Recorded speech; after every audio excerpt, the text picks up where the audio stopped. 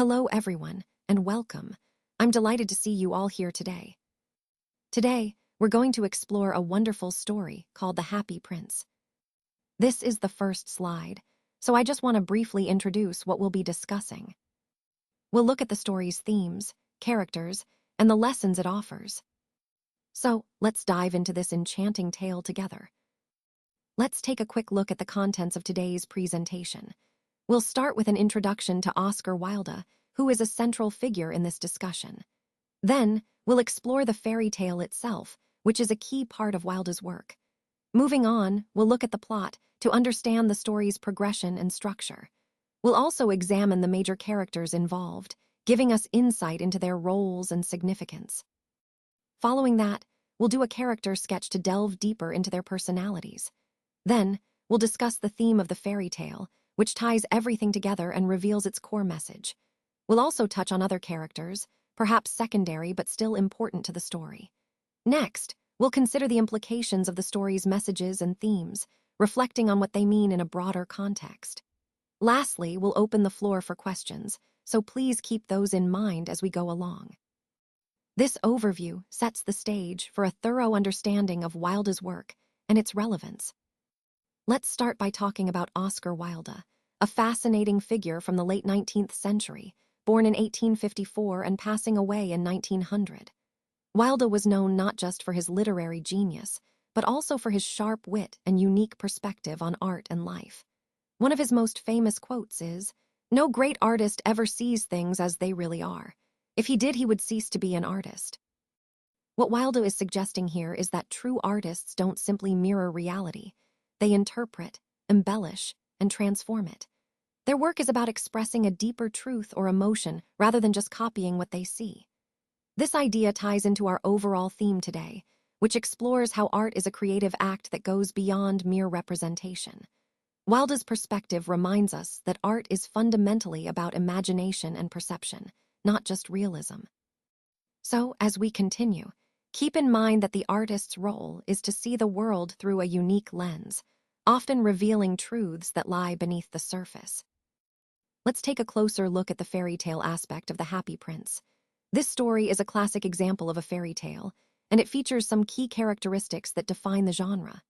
First, we have imaginary characters, like the statue of the Happy Prince himself and the swallow, which are entirely fictional and bring a sense of wonder to the story. Second, the setting and events are far from reality, emphasizing a world that's magical and idealized. And finally, like many fairy tales, it has a happy ending, leaving us with a sense of hope and moral satisfaction. Recognizing these elements helps us understand why the story feels both enchanting and meaningful. This ties into the overall theme of the presentation, which explores how fairy tales can convey deep messages through imaginative storytelling. Let's take a closer look at the character of the Happy Prince. He was a former ruler who once lived a very joyful life in the palace of Sans Souci. This palace was surrounded by tall, imposing walls, which symbolized how he tried to keep all the sorrows and suffering outside of his world. Interestingly, during his lifetime, he didn't pay much attention to the struggles or hardships faced by the people around him. It was only after his death that he became a statue, placed so high above the city that he could see everything, the beauty, but also the ugliness and misery that the people endured. This shift from ignorance to awareness is a key point, as it reflects the theme of understanding and compassion that runs throughout the story. The Happy Prince's story reminds us that true kindness involves seeing and responding to the suffering of others, not just living in comfort and denial. The swallow was more than just a bird. He played a crucial role as a messenger for the statue of the Happy Prince. You see, he helped convey the statue's message, its needs, and its feelings to the rest of the world. When the statue donated both of his eyes, showing incredible generosity, the swallow chose to stay with him forever. This act of loyalty and love is what really stands out. It's important to realize that the swallow's attachment grew stronger because of the statue's kindness and sacrifice. Over time, the swallow developed a deep affection for the Happy Prince, symbolizing how acts of selflessness can forge meaningful connections. This story, and especially the relationship between the swallow and the statue, ties back to our overall theme. the power of compassion, sacrifice, and love. It reminds us that true kindness often involves staying committed and caring for others, even when it's difficult. Now let's turn our attention to the first story, that of the seamstress. She is depicted as a woman with a thin, worn face, which immediately conveys her suffering and hardships. Her hands are coarse and red, symbolizing her hard labor and the rough life she leads. She has a small child with her, lying ill in bed, feverish and asking for oranges to help him recover. However, the only thing she can offer is river water, which clearly isn't enough to heal or comfort her child. This scene highlights the profound poverty and lack of resources that many face, even within their own families. It reminds us of the harsh realities that can trap people in a cycle of suffering, especially when they have little to give or share. Overall, her story underscores the theme of vulnerability and the urgent need for compassion and support in times of hardship. Now let's talk about the playwright. He's the second poor in our story, a young man with striking features. His hair is brown and crisp, giving him a somewhat restless appearance. His lips are vividly red, almost like a pomegranate, which adds a touch of liveliness to his face. He has large, dreamy eyes that seem to be lost in thought or perhaps in the world of his own imagination. This young man is working hard to finish a play for the director of the theater, which highlights his dedication and passion for his craft. But right now, he's facing a tough moment. He's too cold to continue writing. The fire in the grate has gone out, and that, combined with hunger, has left him faint and struggling to keep going. This scene really underscores the hardships faced by artists and writers, especially when circumstances are against them. It connects to our overall theme of perseverance and the often difficult journey of creativity. Even in the face of cold and hunger, the playwright's desire to create remains strong.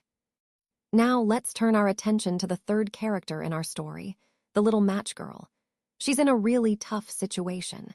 She's so poor that she feels she has no choice but to try and give her father some money. If she doesn't, she fears she'll be beaten when she gets home, especially since she's come back empty-handed. You can imagine how desperate she must feel, having let her matches fall into the gutter and spoil. Those matches are her only chance at some comfort or hope, but now they're ruined. She's crying because she knows she's failed to bring anything to her father, and she's frightened about what will happen next. She has no shoes or stockings. She's barefoot, and her little head is bare, exposing her vulnerability and harsh reality. This story highlights the depths of poverty and neglect that many children faced. It connects to our overall theme by showing how extreme hardship can strip away childhood innocence and force children into heartbreaking situations. It's a powerful reminder of the importance of compassion and social awareness. Now, let's explore the next part of the story with the palace beauty and palace lover. As the swallow carries the jewels, it also observes the contrasting lives within the city. It sketches a vivid picture of the humble and often harsh reality faced by the poor. This glimpse reminds us that beneath the splendor of the palace lies a world of struggle and hardship. When the swallow passes over the palace, it sees the prince and princess engaged in a lively dance party. This scene highlights the opulence and joy that characterize palace life, serving as a stark contrast to the suffering outside. This moment is important because it underscores the theme of social disparity, how wealth and beauty exist alongside poverty and hardship. It also reminds us that true compassion involves seeing beyond the surface and understanding the broader picture of human experience. This contrast enriches our understanding of the story's moral lessons about empathy and social awareness. Today, I want to introduce you to The Beautiful Angel, a powerful story about what truly matters in life. An angel is sent by God to gather two of the most precious things in a city. These items symbolize deeper values, things that might seem insignificant on the surface, but hold great importance. When the angel returns with a leaden heart and a dead swallow, God affirms that these were the right choices. This highlights a key idea, the value of genuine goodness and sincerity. God tells us that the good deeds of any individual, whether it's the happy prince or the humble swallow, must be recognized and rewarded. It doesn't matter how shabby or unassuming their appearances might be. What truly counts is the purity of their hearts. This story emphasizes that true nobility comes from within, from our intentions and actions, not our outward appearances. So, as we reflect on this, let's remember that kindness, sincerity, and good deeds, no matter how small or overlooked, are what truly make us noble in the eyes of others and ultimately in the eyes of God. On this slide, we see the initial situation of our story. There's a statue of the Happy Prince standing proudly in the middle of a very unhappy town. Now, this setting immediately raises questions. Why is the town so sad, and what does the statue symbolize? A swallow comes along and chooses to sit on the statue's plinth, and it's here that the story really begins. The swallow notices that the Happy Prince is crying, and naturally, it's curious, so it asks him why he's upset. The prince explains that the town is filled with too much sadness and suffering. In a compassionate gesture, he suggests that the swallow should remove all the jewels from his statue and give them to those in need. This initial setup is key because it introduces the themes of compassion, sacrifice, and the contrast between outward appearances and inner kindness, elements that are central to the overall message of the story. So in this part of the story, we see a turning point with the swallow's decision. Interestingly, the swallow never leaves for the winter as she usually would, and ultimately, she dies. This symbolizes her deep connection and sacrifice. Meanwhile, the mayor, driven by greed, no longer sees the beauty in the statue without the jewels. He orders the prince to be melted down, aiming to reclaim the precious materials. However, there's a surprising twist. When they try to melt the prince, his lead heart refuses to melt. This highlights the idea that true worth and kindness cannot be destroyed by mere material means. Ultimately, they discard the prince's lead heart, but the story leaves us pondering the enduring value of compassion and selflessness over superficial riches. This aligns with the overall theme that inner beauty and kindness are far more precious than material wealth. Now, let's talk about Angel's task. Throughout the story, there's this angel who has been sent by God on a special mission. His job is to find the two most precious things he can find within the city and bring them back to God. This task highlights the theme of value and sacrifice, what truly matters in life. The angel eventually returns with two items, a dead swallow and a lead heart. These objects are symbolic. The swallow represents love and hope, while the lead heart signifies sacrifice and suffering. When God sees what the angel has brought, he's pleased. He declares that the swallow will now sing forever in Paradise Garden, symbolizing eternal joy and freedom. Likewise, the Happy Prince will continue to praise God in the City of Gold, emphasizing gratitude and reverence. This story reminds us that true treasures are often found in acts of love, sacrifice, and devotion, values that resonate deeply with the overall message of kindness and selflessness in our presentation.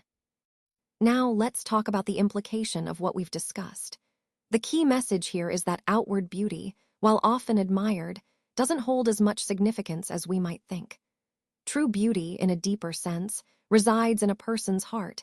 It's about having genuine feelings and the ability to empathize with others, sorrows and hardships. Think about the story of the Happy Prince. He lived a joyful life, surrounded by splendor, but after his death, he saw the suffering of the people around him. That's when his true compassion emerged. He felt their worries and did everything he could to help them. This teaches us that real beauty is about kindness, empathy, and the capacity to care for others. It connects back to our overall theme, that inner qualities matter far more than external appearances. Because, in the end, it's the depth of our hearts that truly defines us. So, the key lesson we learn from this story is that not everyone is the same. The Happy Prince, for example, was very rich and lived a life of happiness. But what really stands out is how, even after his death, he was still concerned about others. When he saw people suffering, he felt worried and anxious to help them in any way he could. And he chose to do this through the swallow, which became his grand deed. This teaches us that true kindness and compassion go beyond our own comfort. It reminds us that even those who seem fortunate have a responsibility to care for others. And it ties back to our overall theme, that empathy and selflessness are what make us truly noble. So, the story encourages us to look beyond ourselves, to see the needs around us, and to take action in whatever way we can.